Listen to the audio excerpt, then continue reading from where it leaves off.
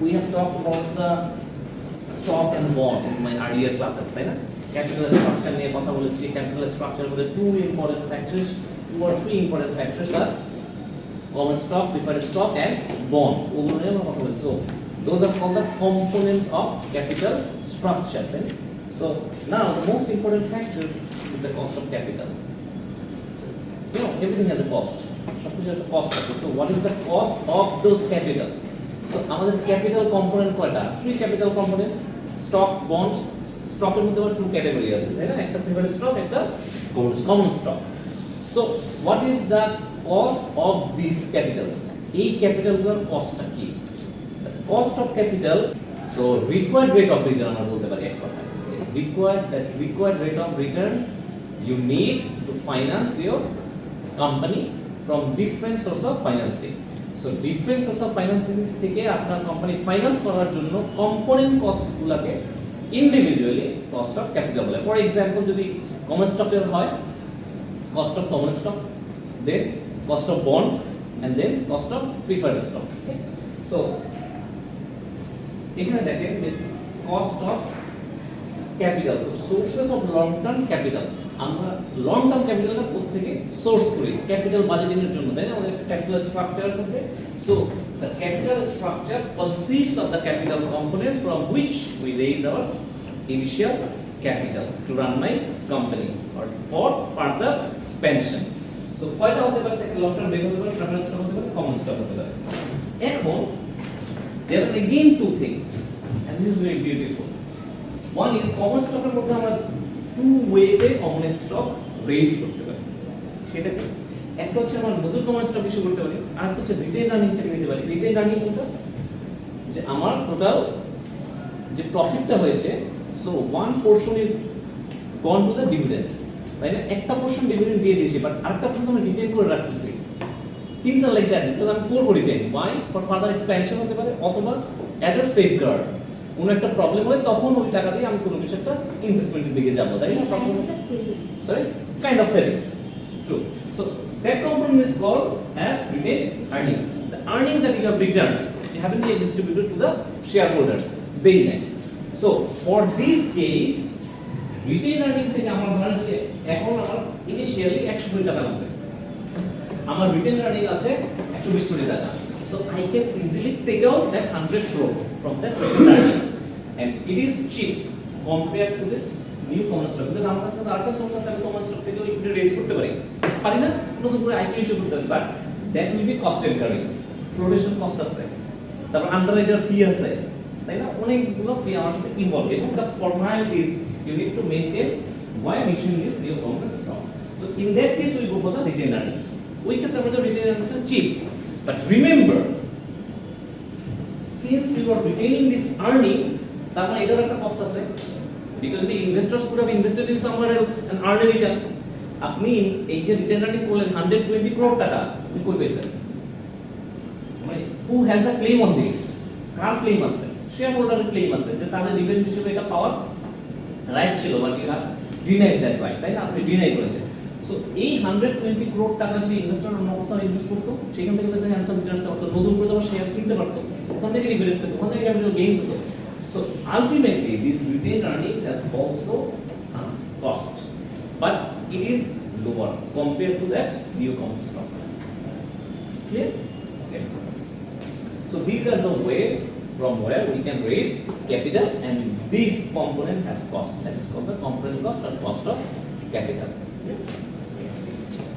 So weighted average cost of capital, হ্যাঁ, এটাই হচ্ছে আমার টোটাল, আমরা ডিসকাউন্টেড বের করেছিলাম প্রেজেন্ট ভ্যালু ক্যালকুলেট করার সময়, that discounted or the required rate of return is calculated through this method that is called weighted average cost of capital. Clear? So আমরা one by one এগুলো secretary রয়েছে, দেখো কিভাবে এগুলো ক্যালকুলেট করতে হয়। সো ফার্স্ট হচ্ছে এগুলো হচ্ছে আমার ওয়েট, মানে weight of debt, weight of preferred share, weight of common stock, equity. এখন দেখেন how to calculate this weight. Simple, মানে এটা হচ্ছে আমার preferred stock, this is common stock, this is bond or debt. এটা আছে ধরুন আপনার 30, এটা আছে আপনার 10, এটা আছে 60। সো ইন টোটাল আমার কতটুকু I have raise from this markets, এই মার্কেট থেকে কতটুকু রেজ করেছে 100% মিলিয়ন ডলার, এর মধ্যে $30 million from the common stock, preferred stock থেকে 10 million, 60 million from the bond. Assume. আচ্ছা, so what is the weight? Weight কত? Weight কিভাবে ক্যালকুলেট করা? 30 divided by 100, 10 divided by 100, 60 divided by 100. So এখানে কত? 0.30, 0.10, 0.60. So in total কত হলো? 1.01. Right? So weight is summation of weight is always 1. Clear? So it is very simple to calculate the weight. তার মানে কি আমার 100 মিলিয়নের মধ্যে 30% আসছে কমন স্টক থেকে, 10% আসছে প্রিফারেড স্টক থেকে, and rest 60% is coming from the bond. Nothing else. This is as simple as that. So these are the weights. Weight always 1 is at the weight always 1 in assumption 1 in. Clear? So now you need to multiply these weights with the component cost. Required rate of return of the debt, required rate of return of the preferred stock, required rate of return of the common stock equity. That we need to calculate. And we have already calculated that in earlier chapters. যেমন বন্ডের আমরা bond চ্যাপ্টারে calculate করে ফেলেছি। Clear? YTM এর থ্রুতে। দেন preferred স্টকটা আমরা ক্যালকুলেট করেছি, কমন স্টকটা ক্যালকুলেট করেছি। Common stock by calculating the common stock rate of return or required rate of return, we have used dividend growth model. Remember? Gordon growth model. We have used that. Also, it can be calculated through CAPM model. CAPM, capital asset pricing model. You know, expected rate of return calculated.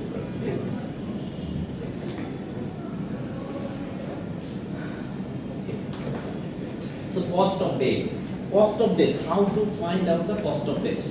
Very easy. Not easy. For example, আপনি ব্যাংকে একটা loan নিচ্ছেন, ঠিক আছে, $200 million loan নিচ্ছেন। So what is the required rate of return on this debt or bank loan? Just ask your bank. As simple as that. It is of 16% interest rate. So that is your cost of debt. 16%. But there is a thing, multiplying your weight with this 0.16 will be a large value. একটা বড় একটা value হবে, right? আচ্ছা, government এই জন্য loan নিলে কি করে? They gave you tax benefit. Government usually gave you a tax benefit. সেটা কি? KD 1 minus T is your actual interest rate, tax deductible. Interest is always tax deductible. So for example, the corporate tax rate is 40%. So your KD 0.16 into 1 minus 0.40. So that is how much? 0.16 multiplied by 0.6. I should not say number. There you go. 0.096. Should be 0.096. 0.096 or so would it be 1 minus 0.40. 1 minus T. I mean tax rate 0.096. That means 9.6%. So চিন্তা করেন তো যে আমার interest rate ছিল 16%. So tax deductible benefit এর কারণে it becomes 9.6%. So আমার component cost কত ছিল? 0.60 ছিল বন্ডে। So multiplied by দেখেন তো 0.16 কত হয়? 9.6% হয়। তাই component cost will be higher, but আমার এখানে কত? 0.096। এটা কত হয় দেখেন তো? এক্স্যাক্টলি ঠিক আছে স্যার। তাহলে কত হচ্ছে আমার 5.76%। তার মানে কি discount rate went down or the cost of debt went down because of the effect of the tax shield benefit. একটা ট্যাক্স বেনিফিটের জন্য আমার ডিসকাউন্টটা কমে গেছে। এখন কমে যাওয়ার আমার লাভ কি হয়েছে দেখেন। ধরেন আমার ডেট কত ছিল মনে আছে? 200 মিলিয়ন। 200 মিলিয়ন না? এমন আপনি যদি এটাকে 0.096 দিয়ে ভাগ করেন 1.096 the division কত আসে স্যার 182 180.48 whereas 200 divided by 1.0576 কত আসে দেখো স্যার 189 দশমিক 189 sorry 11 1. That means the present value has increased due to the decrease in future discount rate or the cost of capital, cost of debt.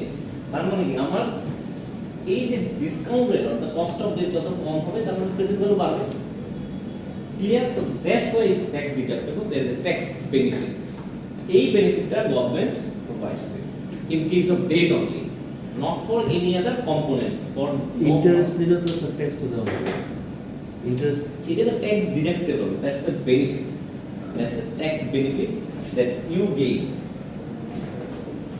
so এই জন্য আমরা ওই যে মনে নেই ক্যাপিটাল স্ট্রাকচার যখন দেখেছি তখন কি করেছি লিভার্ড ফর্ম আর আনলিভার্ড ফর্মে কোনো ডেট ইকুইপমেন্ট নাই only equity 100% equity and in case of levered form there is debt and there is equity why do you consider debt because interest rate is tax deductible that's the benefit of it okay আচ্ছা so এখন কথা হচ্ছে আপনি এটা আপনি কিভাবে বের করব মানে কস্ট অফ ডেটটা কিভাবে বের করব one way is to ask the banker what is the interest rate but what if you have issued bond আপনি বন্ড ইস্যু করছেন সো সেই ক্ষেত্রে ইন্টারেস্টটা কোথায় এটা ইন্টারেস্ট রেট এক যেটা কুপন রেট আছে এন্ড কুপন রেটটা যেটা প্রবলেম সরি কুপন রেটটা তো মোটামুটি দেয়াই থাকে but it's not based on the present market scenario ধরেন আমার এখানে 120 টাকা হচ্ছে কুপন পেমেন্ট ইচ ইয়ার তার মানে 10 বছর যদি ম্যাচুরিটি হয় 10 ইয়ার্স পর্যন্ত 120 করে পেয়ে যাবো মার্কেট রেটে থাকবে না so this information is not fully reflected by your market condition so আমার জন্য which one is important YTM মনে আছে YTM yield to maturity we have calculated while we have solved the problem of bond here we have করেছিলাম coupon payment plus face value minus market value divided by number of years divided by face value plus market value divided by so this information YTM টা আমরা কিভাবে calculate করেছিলাম মানে এটা যদি আমি রিভার্সলি calculate করতে যাই then we need to go for the trial and error method but আমরা শর্টকাট ফর্মুলায় গিয়েছিলাম so it is closer to the accurate one closer so এই ভ্যালুটা আমার কাছে make sense করে because if you hold the bond until maturity then how much return you are going to generate so that is your record required rate of return in case of the debt okay so that is our cost of debt so these information will be given and then you will need to calculate the YTM so again in same way similar way to this they have calculated the YTM the YTM calculate করেছে এভাবে calculate করছে দেখেন কি কি information given here a 22 year তার মানে আমার number of years কত 22 okay 9% semi annual coupon bond semi annual coupon annual the semi annual okay bond sells for 835.42 bond pays semi annual coupon তাহলে কতটুকু 200 পেমেন্ট হচ্ছে তাই না সো কতটুকু 200 পেমেন্ট হচ্ছে 9% semi annual coupon যদি হয় তাহলে অর্ধেক হলে তো 45 so your coupon payment is 45 right 45 face value 1000 always 1000 so 9% semi annual is 90 so annual কত 90 the same annual is 45 90 so divided by 2 how much it is 45 that is your coupon payment so in this way if you are going to calculate the YTM it will be like 11% of it YTM they will calculate okay though they have used the software formula so that's why it is pretty much accurate but আপনি যখন আমরা normally manually এই formula use করব then it will be closer to 11 it will be closer so that's what we found so in this way I can go for the calculation of cost of debt clear এরপরে কি করতে হবে ওই যে tax rate deduct করতে হবে 1 minus T. So this is going to take 11% normal আসছিল, but after tax effect 6.6% only. Clear? So my present value will be higher. So that's my benefit.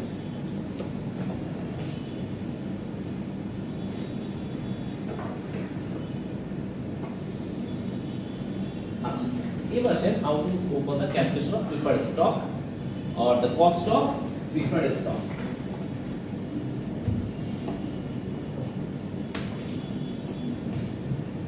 So cost of preferred stock is the required rate of return you need to generate for the preferred stock. Preferred stock is preferred stock financing এর জন্য কতটুকু cost of required rate of return generate করতে হবে। So কিভাবে calculate করেছিলাম মনে আছে? Preferred stock. Yes. KP. We denote the cost of preferred stock as KP.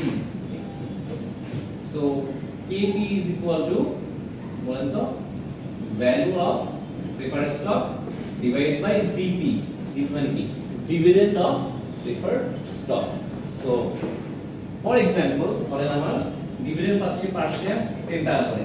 And since it is a preferred stock, তার মানে perpetuity আছে, মানে I will be getting it forever, right? আর ধরে এটা ভ্যালু হচ্ছে আমার 100. So dividend divided by value of the preferred stock is 100. So KP কত আমার? 1. KP is equal to 10%. 10%. So your cost of preferred stock is 10%. Here we have already solved and talked about it. Okay. Another important thing, dividend. মনে আছে dividend কি বলেছিলাম? A portion of the profit distributed to the common stock equity holders, তাই না? Owners দের কাছে আপনার প্রফিটের যে পোরশনটা ডিস্ট্রিবিউট করছেন, that is the dividend. So there are two types of dividend, cash and stock. আচ্ছা, এখন কত টার্মস দেখেন।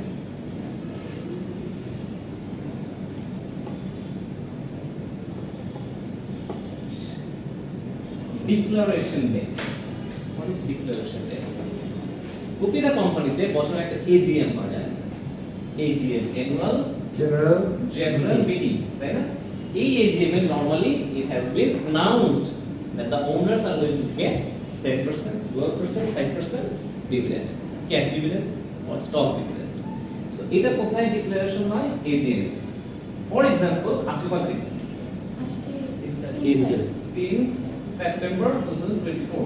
So on this day, the board has announced that there will be a 10% cash dividend to be provided to the shareholders on 29th January 25. So what is the declaration date?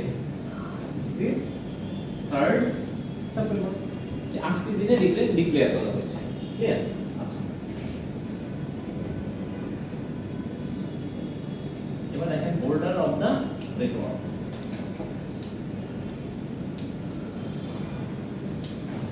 এই ডেটটা কি? এখন ধরেন আমার প্রচুর পরিমাণে share তো ownership change হচ্ছে, তাই না? মানে আপনার কাছ থেকে আমি কিনছি সেকেন্ডারি মার্কেটে গিয়ে বিএসসি বা সিএসসি থেকে আমি কি করছি, আপনার কাছ থেকে আমি শেয়ার কিনছি, আমার কাছ থেকে শেয়ার কিনছি, আমার কাছ থেকে শেয়ার কিনছে, ট্রানজাকশন হচ্ছে, ওনারশিপ চেঞ্জ হচ্ছে, তাই না? ওনারশিপ চেঞ্জ হলে ইট tax 3 business days to execute that, or মানে অর্ডার এক্সিকিউট হওয়ার পরে 3 দিন সময় লাগে ওনারশিপটা চেঞ্জ হতে। যেমন আপনি দেখবেন যে যখন সিম মানে সিমের ওনারশিপটা আপনার যেমন আমার একটা সিম আছে, আমি আপনাকে দিয়ে দিতে যাচ্ছি, it has been settled instantly হয়ে যাচ্ছে। But in case of share it tax 2-3 business days, 2 থেকে 3 দিন সময় লাগে। আচ্ছা, তার মানে what is holder of the record date? একটা সময় ডিভিডেন্ড পেমেন্ট করার জন্য কোম্পানি কি করে? ক্লোজেস ইটস বুক, ট্রান্সফার বন্ধ করে দেয়। ওই বইটা, যে বইটা লেখা থাকে যে আজকে আমার কাছ থেকে আপনি কিনেছেন, আমার কাছ থেকে 100 শেয়ার কিনেছেন, এই বইতে এই সব লেখা বন্ধ করে দেয়। তার মানে ও কি ধরে যে লাস্ট কার কাছে শেয়ারটা আছে, who is the holder of this share last. So এইটা প্রতি বছরই হয় যখন ডিভিডেন্ড শেয়ার করে। এক্স্যাক্টলি। ধরেন এটা আমি বললাম 9 ডিসেম্বর, তার মানে কি এই যে 9 ডিসেম্বর আমি হচ্ছে আমার বই বন্ধ করছি। তার মানে এই 9 ডিসেম্বর ওয়াইজ যদি আপনার কাছে শেয়ার থাকে, that means you are the owner. 9 December পরে যদি আপনি বন্ধ করে ফেলেন, শেয়ার বিক্রি করে দেন কারো কাছে, doesn't matter. Who is going to get the dividend? He is. Because 9 তারিখে যখন আমি বই ক্লোজ করেছি, বুক ক্লোজ করেছি, তখন কে ছিল ওনার? উনি ছিল। তার মানে এরপরে যদি শেয়ার সেলও করে দেয়, ultimately he will get the dividend. নতুন যে ওনার সে ডিভিডেন্ড পাবে না। আচ্ছা, সো ওই মাস পর্যন্ত মানে এই স্পেসিফিক ডেটটা এই পর্যন্ত যা হবে তাই সে পাবে। মানে ডিভিডেন্ডটা সে পাবে। ডিভিডেন্ডটা কবে পাবে? 29 জানুয়ারিতে পাবে। 9 ডিসেম্বরে বুক বইটা ক্লোজ হবে, রাইট? আচ্ছা, আরেকটা আছে দেখেন, ex dividend date. Ex dividend, এটা কোন ex dividend? What is ex dividend, right? So সবাই মিলে একটা ডিসিশন নিয়ে, মানে দিস ইজ দ্য অলমোস্ট রুলের মধ্যে একটা করে দিয়েছে যে 2 days prior to the holder of the record date. 2 business days prior to the holder of the record date. যদি তাই হয় 8/7, এই দিনে কি করে? the right of the dividend leaves the share. এই দিনে আপনার ডিভিডেন্ড পাওয়ার রাইটটা এই শেয়ারের সাথে থাকে না। তার মানে দা 6th হচ্ছে আপনার জন্য last date to buy the share. এই দিনে যদি আপনি আমার কাছে শেয়ার কিনেন, তার মানে এটা আপনার নামেই এটা লিপিবদ্ধ হবে। তার মানে who is going to get the dividend? He will get the dividend. But for example আমি 7 তারিখে বিক্রি করেছি, এই 9 তারিখে সে যদি বই ক্লোজও করে দেয়, হু ইজ দ্য ওনার? 7 তারিখ আগে আমি ওনার। যদি আমি 8 তারিখেও সেল করি, হু ইজ দ্য ওনার? আমি, আপনি না। ঠিক আছে? আর আমি যদি 6 তারিখে আপনার কাছে বিগ সেল করে দিই, that means you will be the owner and you will get the dividend. But এই 6 তারিখের পরে যে কোনো ট্রি আমি আপনার কাছে সেল করি না কেন, I am going to get the ultimate dividend. Clear? আর ফাইনাল আরেকটা হচ্ছে payment date. On this date ultimately you will get the dividend.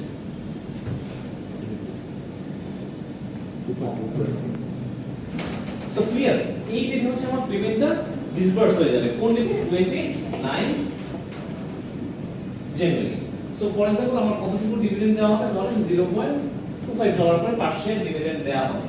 So আমার মার্কেটে আমার শেয়ার প্রাইস কত ছিল? 30.25। সো ধরে নিতে হবে you lose the right to get the dividend. So 7 তারিখ থেকে আপনার প্রাইসটা কত হবে দেখেন? 30 হয়ে যাবে। Because you are not going to get the dividend. So আপনি আমার কাছ থেকে 30 টাকা 25 পয়সা কিনবেন না। So ultimately you buy from me at $30। Clear?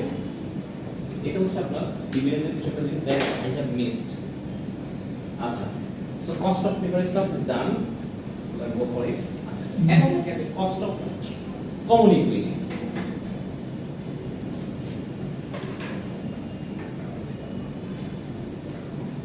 So there were 2 formula to calculate the cost of equity. One was under the capital method. Capital method বলা আছে না? কি ছিল দেখেন? RE or expected rate of return is equal to RF plus RM bar minus RF into beta. So this is called the risk premium. So according to this method, with the risk rate, if you add a risk premium, you will get the expected rate of return. So that is your cost of common equity. This is one formula. And another formula we have solved in the or discussed with the stock valuation chapter. সেটা কি ছিল? Gordon block model or dividend discount model, তাই না? কি ছিল? মনে পড়ে? P naught is equal to D1 divided by KD minus G. Here is no value formula. We can do it by KD minus G is equal to D1 divided by P naught or KD.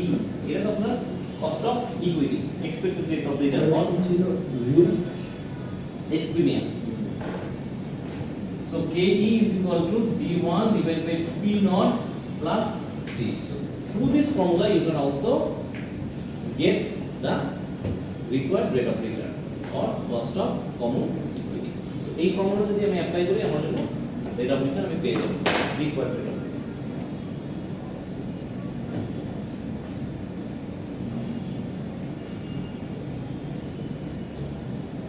But there is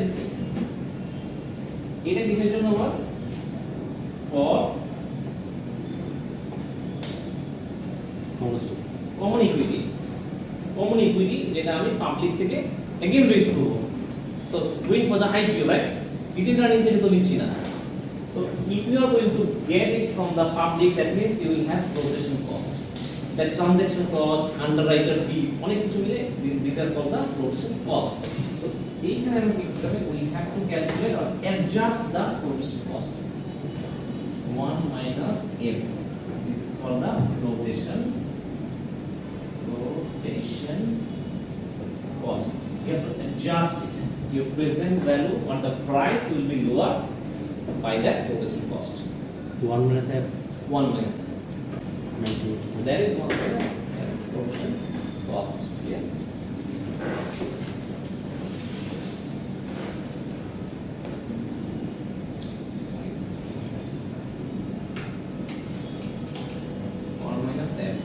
But they have shown it for the preferred stock, have that for the common stock equity as well.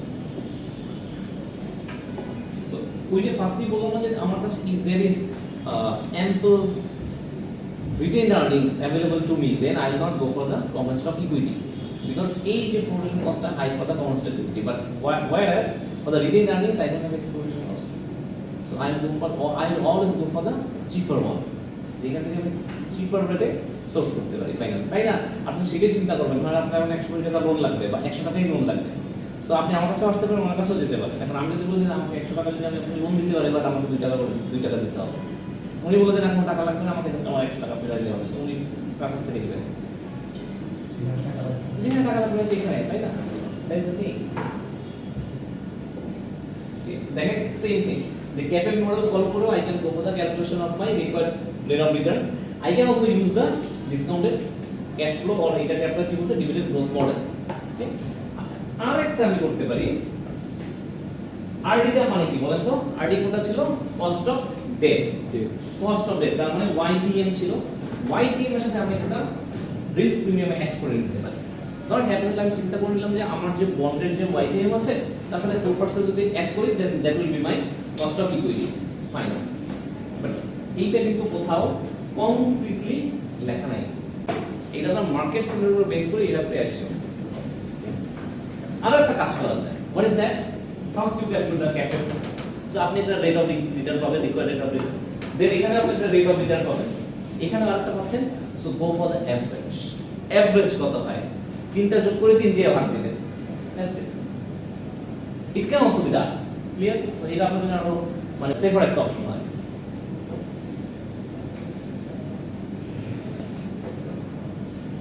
এটা আমরা calculate করেছিলাম, দেন estimate risk free rate, দেন market risk premium বের করতে হবে, দেন estimate of data কতটুকু risk আছে, তাই না? রিস্ক ফ্যাক্টরটা কতটুকু, দেন আমি সবগুলো একসাথে ক্যালকুলেট ইনক্লুড করব, না I will get the required rate of return.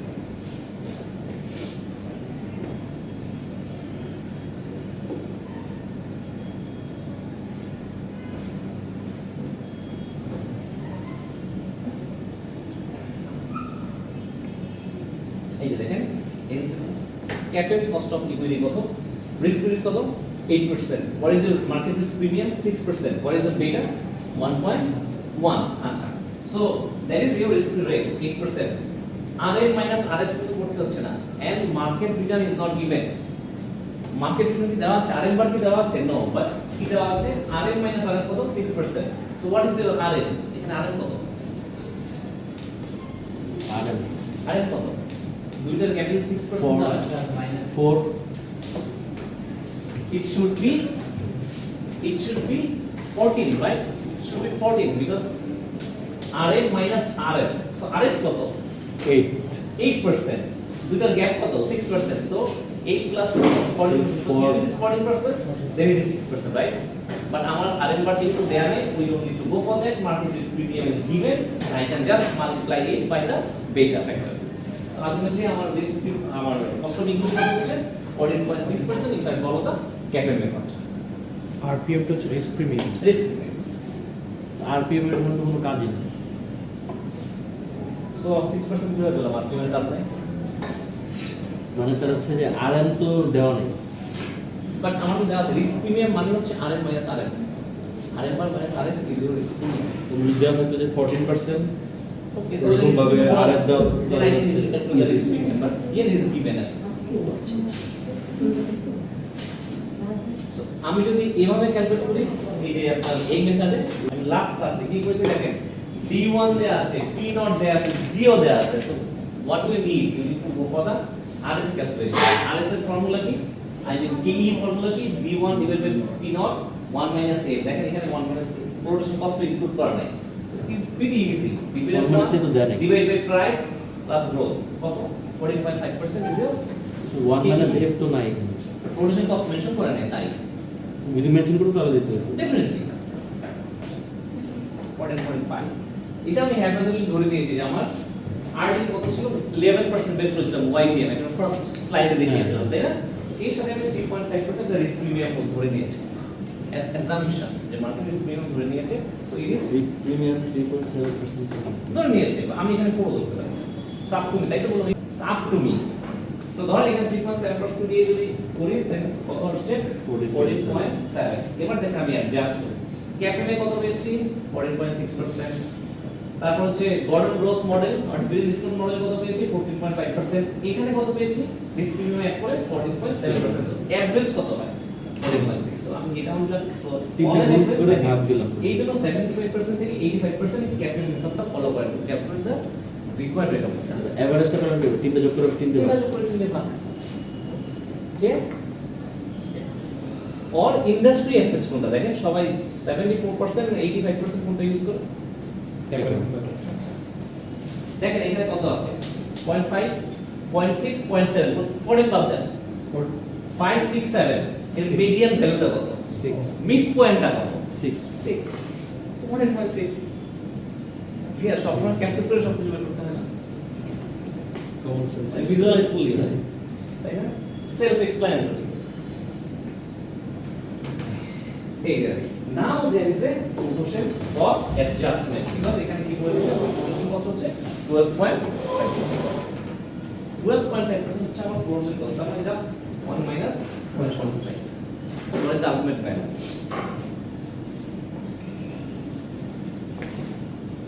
so now এইবার হচ্ছে I dive into this formula so weight গুলোর সাথে আমার cost just গুণ করব nothing else multiply every weight with that component cost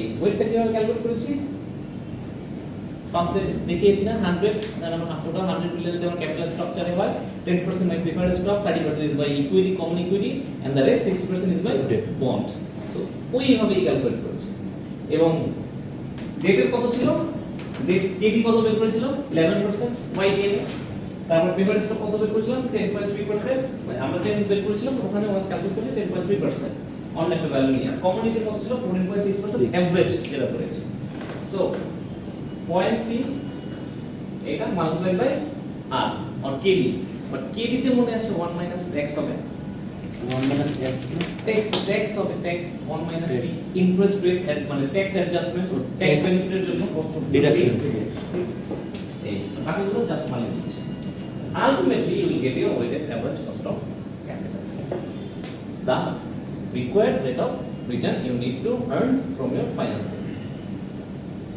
একটু ক্লিয়ার করে দেন যে 1 মাইনাস টি যেটা এই ট্যাক্সের যেটা আগে বলছি প্রথমে মানে কোন ওয়েটেড যে weight is different thing but এটা পাবেন kd into 1 minus t clear লোকরা এত কিছু লিখছেন যে wd rd wd kd plus wp kp plus we kd তার মানে weight of debt multiplied by cost of debt weight of preferred stock multiplied by cost of preferred stock weight of common stock multiplied by cost of common stock right সবগুলো যদি summation করেন দেন তো weighted average cost of capital হবে সবগুলোর summation so wd মানে কি weight so weight কত ছিল 0.3 আর কেডি কি বলেছিলাম এটা ট্যাক্স অ্যাডজাস্টেড 1 1 মাইনাস minus টি T. সো 0.3 ইনটু কেডি কত 0.11 ইনটু 1 মাইনাস ট্যাক্স রেট কত 0.4% এই ক্লিয়ার সো ডব্লিউপি কত ছিল 0.1 মাল্টিপ্লাইড বাই 0.103 কেই কত ছিল 0.60 মাল্টিপ্লাইড বাই 0.146 টোটাল যদি আপনি যোগ করেন that is your weighted average cost of capital এই যে weighted average cost of capital যদি আমরা কি করি future value divide by 1 plus i to the power n করি না so that is your K is equal to weighted average cost of capital. So that will be given as tax rate 40%. Your corporate এটা তো দেওয়া নাই sir tax rate is 40%. It will be given. আপনি এটা প্রত্যেকে বের করবেন বলতে এটা এনপিআর সার্চ দেন আর এর জায়গায় তো কে ইউজ করতে হবে কে K if you use that r is fine no problem with that k e r is the same thing K বা KD okay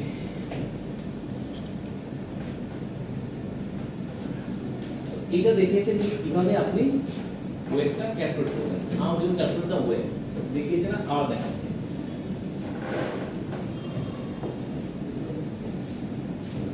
how to go for the calculation of weights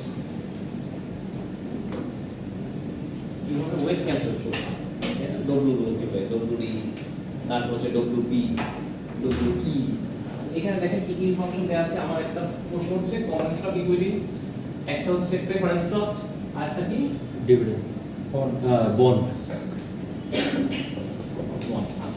so এখানে কি বলেছে দেখেন stock price is $50 there are 3 million shares of stock so আমার total কত stock আছে 3 million 3 million stock আছে price কত 50 so what is the ultimate value of your common stock value কত 3.15 মিলিয়ন তার মানে কি 150 মিলিয়ন রাইট 150 মিলিয়ন সো কিভাবে করলেন এটা number of outstanding common stock multiplied by per share price right so 50 million multiplied by what sorry 3 million multiplied by 50 done so 150 million acha 25 million of preferred stock bola jache 25 million of preferred stock bond koto 75 million of debt so total financing koto ekhane 150 75 75 250 250 million so what is the weight তাহলে weight কত 150 divided by 250 what do you mean by weight weight মানে হচ্ছে total financing এর কত percentage equity থেকে আসছে কত percentage preference stock থেকে আসছে কত পার্সেন্টেজ বন্ড থেকে আসছে divide by 250 75 divided by 250 yeah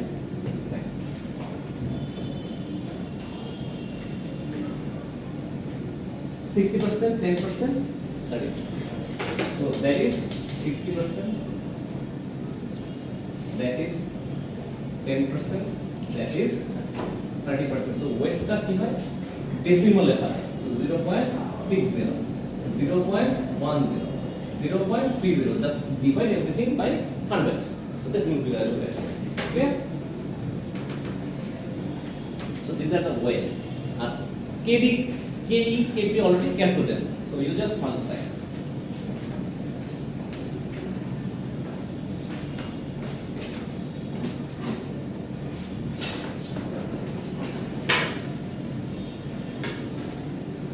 এখন দেখেন রিস্ক যদি বাড়ে ডব্লিউসিসি বাড়বে রিস্ক বাড়লে ডব্লিউসিসি বাড়বে ক্লিয়ার মানে weighted average cost of capital বাড়বে কত রিস্ক বাড়বে ডিসকাউন্টিং ফ্যাক্টর কত বাড়বে এই ওয়েটেড এভারেজ কস্ট অফ ক্যাপিটালের সাথে আপনারা কি কম্পেয়ার করছিলেন মনে আছে? Internal rate of IRR. If IRR is greater than WACC, then you accept the project. If IRR is less than WACC, that means you reject the project, right?